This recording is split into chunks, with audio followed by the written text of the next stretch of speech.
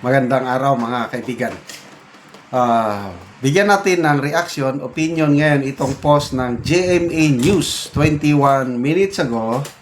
Ito po ang pahayag ni Senator Bongo doon sa pahayag ni Secretary Vince Dizon ng DPWH kasama na si Ombudsman Rimulya na iimbestigahan daw nila ang posibleng koneksyon itong construction company ng pamilya ni Senator Bongo doon sa mga Diskaya. Nag-press conference ang senator kanina at ito ang sabi niya, I am not hiding anything. Senator Bongo said this after DPWH Secretary Vince Dizon said that the department and the ombudsman are now looking into the possible links of contractors Curly and Sara Diskaya to the CLTG Builders, which is owned by the father of Senator Bongo. Sabi ng senador, I welcome any investigation. Let the facts speak for themselves. I am not hiding anything. I am not afraid of anything because I have no sin. Ibig sabihin, sin sa flood control, hindi yung sin sa personal. I am not involved in any anomalies. My sworn duty is to serve. I will not waste the trust of the people in me, he added. Okay, so, number 1 senator, ilan bang boto ni Senator Bongo? 27 million? Ang dami ko nang nakausap na ang laking pasalamat nila kay Senator Bongo dahil sa kanyang malasakit center. Noon ngang presidential election ng 2022, nag-ano ako ng Kalye survey. Sinong gusto mo? Kala ko, BBM. Hindi. Bongo ako. Bakit? Nakatulong siya sa amin personally. Nagkasakit ang aming member ng family, malasakit center. Yan ang tatak, Bongo, malasakit. Kaya ako, hindi ako natatakot din. Naniniwala ako dito sa pahayag ni Senator Bongo. Imbestigahan nila, okay lang, no problem. But, baka naman selective investigation sila.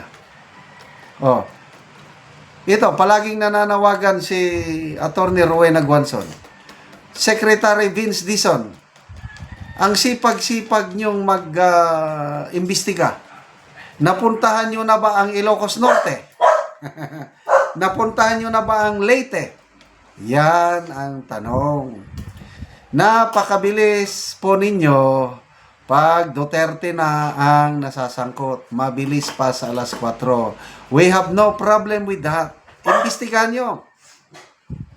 Kung may kasalanan, ikulong, kasuhan. Bakit hindi? Kaya lang, bakit? Ang dami nang nananawagan nga mapuntahan din ang mga flood control project sa Ilocos Norte. Si former Governor Ilocos Governor Chavit Singson nananawagan, please, puntahan nyo naman kami dito, Ilocos Norte, Ilocos. Maraming nagre-reklamo. Congressman Pulong Duterte, nag-ano siya, na marami siyang natatanggap na tawag ng mga kaibigan niyang Ilocano. Meron daw Ilocano congressman, hindi naman niya pinangalanan, na nagkukumahog sa pag-repair sa mga substandard flood control project sa kanyang distrito. Kailan? Imbestigahan nyo naman, dapat patas. Tapos ang inyong ICI, kailan nyo i-live stream? Yan na po, kung mayroong napakalaking katatawanan na ginagawa ng administrasyong ito. ICI, ang ganda ng simula eh. Nung nandyan pa si Mayor Magalong, team up sila ni Secretary Vince Dizon. Ang ganda ng simula. Kailan lang nung medyo may natamaan. I have hit a nerve, sabi ni Mayor Magalong. O bigla nilang question si Mayor Magalong, bakit sumasama sa investigasyon, advisor lang siya. Ano ba yan? Pag alis ni Magalong, nagsimula ang hearing, private hearing, wala na. Alam na. Kaya, sino ba yung congressman kanina? Congressman L. San Fernando ng Manggagawa Party List. Ang ganda yung sinabi niya. Inutil. Walang silbi, walang ngipin. Yung ICI na yan. Dahil walang contempt powers. Ngayon, ang Diskaya, ayaw nang mag-participate, the rest will follow. Kasi walang, pag inimbitahan ka nila at ayaw mong sumunod, okay lang. Walang magagawa, walang ngipin, yung ICI na yan. Tapos nagpakita doon si Congressman Martin Romualdez. Ang galing na ano niya. I have nothing to hide. I'm willing to cooperate. Baka wag tayong mabigla, do not be surprised. Pag gagawing state witness ng ICI si Martin Romualdez, kasama na yan sa script. At ang sino lang ang ididiin? Duterte. Yan, Bongo. Yung mga kumontra sa impeachment, si Senator Chis Escudero, Senator Jingo Estrada, Senator Joel Villanueva, yan, madidiin ang mga yan. Saldico, hanggang Saldico lang sila, kailang nasa ibang bansa naman. Idiin nila talaga si Saldico. Part of the script. Kahit anong diin nila kay Saldico, hindi naman nila kinakancel ang passport, pinapabayaan lang palipat-lipat sa iba't ibang bansa, di hayahay. Alam ko na, personal opinion ko lang ito. Alam ko na ang ending ng ICI, malinis. Walang kinalaman ng Pangulo, walang kinalaman si dating Speaker Martin Romualdez, si Saldico lang ang lahat may kinalaman. Yon na yon. Plus of course, mga Duterte. Talagang madidiin nila ang mga Duterte. I tell you. Yon na yon. So, bring it on. Imbestigahan nyo ang pamilya ni Senator Bongo. Hindi kami natatakot. I believe in the integrity of Senator Bongo. Salamat mga kaibigan sa inyong pagsubaybay sa ating channel. Nakakatulong kayo ng malaki sa tribong Talandig ng Bukidnon dahil ang income natin sa channel na ito pantulong po sa tribo. Namimigay tayo ng mga libreng yero at pako para makapagpatayo itong tribo ng mas maayos na tirahan. Panoorin nyo ang video na ito. Karon mag-atok na gyud si Kuya. Kuhaon na niya ang yero nga tayo buslot ni nanay daw.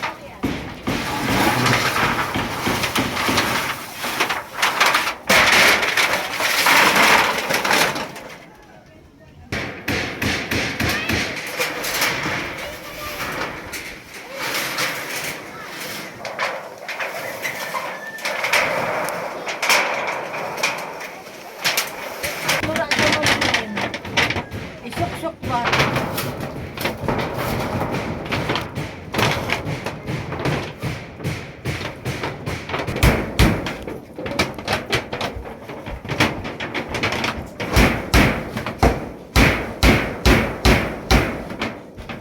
Karon naman na gyud ang pag-atok ni Kuya balay.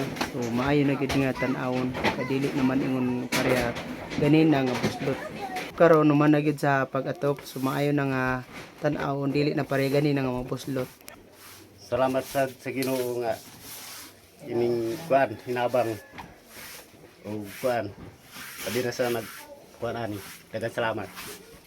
Inaot unta mo para ning hinabang kay daghang pang nagkinahanglan pareha sa amo.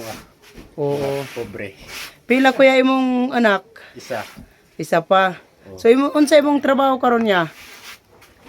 Sinipro. Sumepro. O, So kada adlaw kada ka trabaho. taga adlaw. Mm. Domingo rang may trabaho po. Domingo pahulay. So makasuporta na sa imong mga anak kuya. Masuporta ro yun.